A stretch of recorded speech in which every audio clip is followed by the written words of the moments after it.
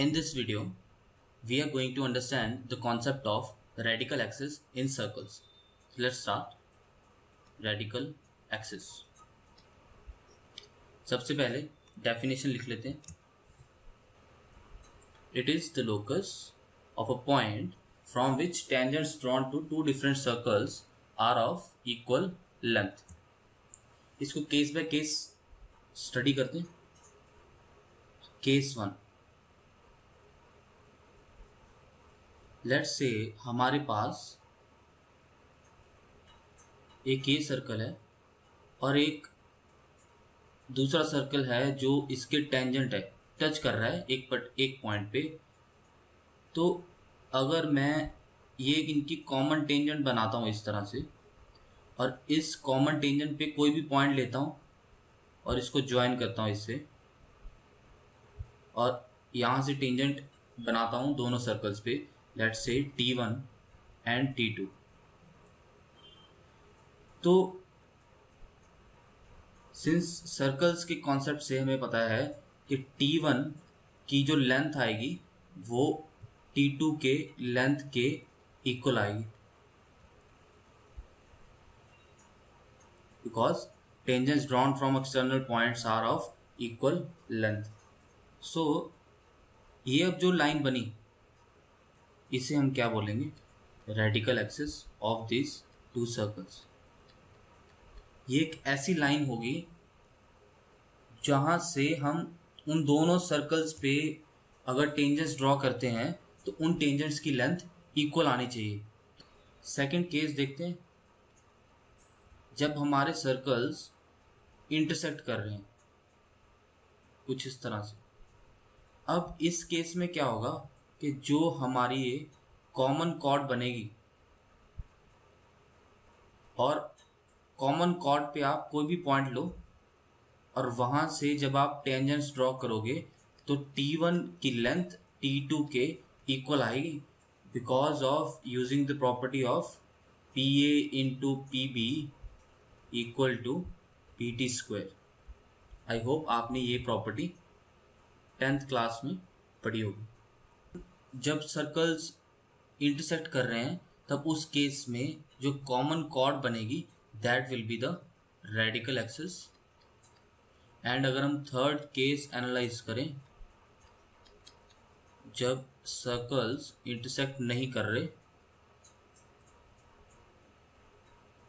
तो इस तरह से इस XY प्लेन में एक लाइन आएगी और वहाँ से जब हम इन दो सर्कल्स पे टेंजेंट्स ड्रॉ करेंगे तो उन टेंजेंट्स की लेंथ क्या आनी चाहिए?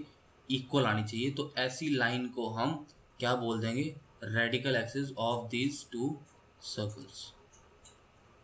सो रेडिकल एक्सिस क्या है? उन पॉइंट्स का पाथ है या फिर कह लो उन पॉइंट्स की कलेक्शन है जहाँ से हम दो सर्कल्स पे टेंजेंट्स ड्रॉ करें तो उन टेंजेंट्स की लेंथ इक्वल आ जाए.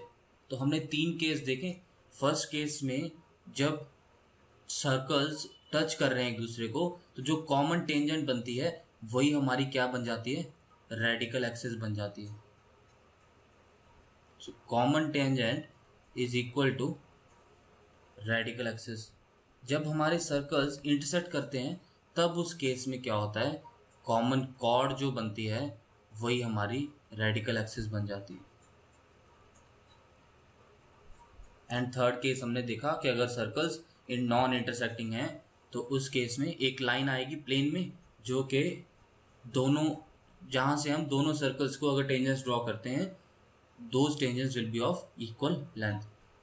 नेक्स्ट हम अब आ जाते हैं कि अगर हमें दो सर्कल्स गिवन है और हमें रेडिकल एक्सिस की इक्वेशन फाइंड आउट करनी हो तो किस तरह से कर सकते हैं? So equation of radical axis. Let's say हमारे पास दो सर्कल्स की इक्वेशन है x square plus Y square plus 2g1x plus 2f1y plus c1 is equal to 0. इसको हम बोल देते हैं s इक्वल टू 0.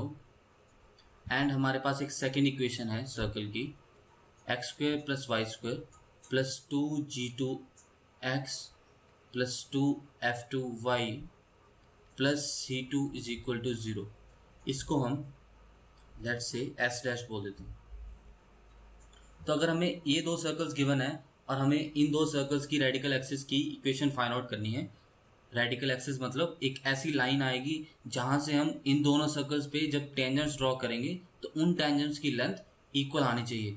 तो उस रेडिकल एक्सिस की इक्वेशन क्या आएगी, S minus S dash equal to 0।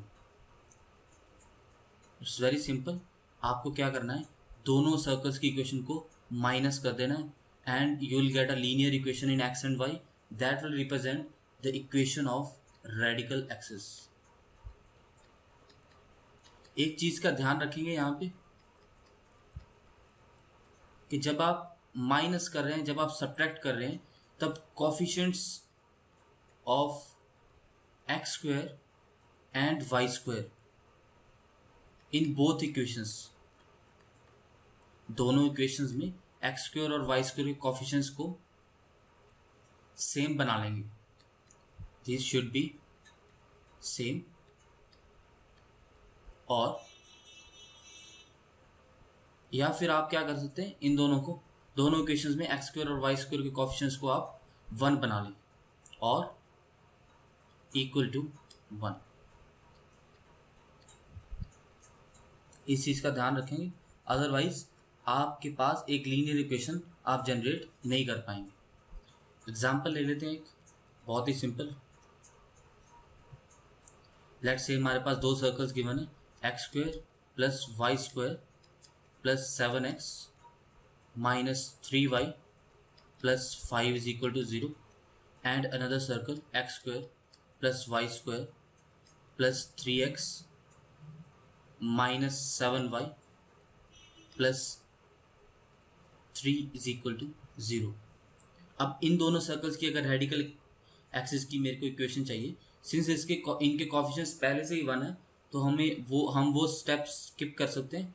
हम डायरेक्टली दोनों इक्वेशंस को माइनस कर देंगे। So we'll get 7x minus 3x as 4x and minus 3y minus 7y will get as plus of 4y। Here 5 minus 3 will give us 2 is equal to 0। इसको simplify करेंगे तो we'll get 2x plus 2y plus 1 is equal to 0 as the required radical axis of these two circles. So radical axis find out करने के लिए हमें क्या करना है, दोनों इक्वेशंस को सब्ट्रैक्ट कर देना है, उनके कोफिशिएंट्स को सेम बनाने के बाद। एक जनरल नोट लिख लेते हैं and then will end this video. Concentric circles जो होते हैं, कंसेंट्रिक सर्कल्स मतलब जिनका सेंटर जो है वो सेम होगा, तो concentric circles do not have radical axis. Concentric circles do not have radical axis. Concentric circles के केस में रेडिकल एक्सिस एग्जिस्ट नहीं करता। आप ये डायग्राम से देख सकते हैं। मान लो ये हमारा एक पहला सर्कल है and we have another circle which is concentric to the first circle. अब हम ऐसी एक भी लाइन नहीं ढूंढ पाएंगे जहां से हम इन दोनों सर्कल्स पे टेंजेंट्स ड्रॉ करें तो उन टेंजेंट्स की लेंथ इक्वल आए। तो एक भी पॉइंट नहीं मिलेगा हमें इस प्लेन में जहां से अगर हम इन दोनों सर्कल्स पे टेंजेंट्स ड्रॉ करेंगे तो उन टेंजेंट्स की लेंथ इक्वल आए। सो दैट्स वाई इस केस में हमारे पास रेडिकल एक्सिस एग्जिस्ट नहीं करेगी। So this is the concept of radical axis।